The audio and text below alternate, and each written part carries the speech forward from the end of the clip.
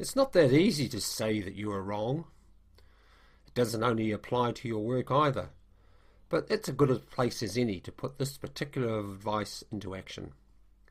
Because work's one of those areas where, one, you spend a fair bit of your daylight hours, and two, you're in an environment where you're going to cock up now and again. It's also human, very human, to make mistakes. Aside from the fact that that's where lots of new ideas arise, making mistakes is part of being a man, or a woman for that matter. Now, don't overly go admitting you're wrong if it could be used too much by someone else for their advantage and your disadvantage. But generally speaking, this won't be the case. At the same time, you're better off admitting early that you've made a mistake or been wrong than to do so later. It's partly aligned to the idea, when you're in a hole, stop digging. At the very least, this course of action shows you're not a jerk.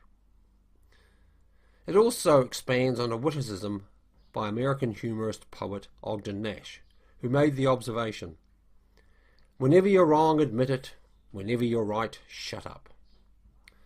Possibly the most important thing, when you've admitted a mistake, is to then figure out how to rectify, if required, or take a corrective action so it doesn't happen again. Because one of the ironies is, though no one likes admitting they've made a mistake, generally speaking, other people admire when you do so. There's also another reason, a tangential advantage, why admitting you're wrong is a better policy. It makes for better war stories. An anecdote around "I was right" is never, and basically can't be, superior to "I was wrong," as long as it has a bit of a happy ending, that is.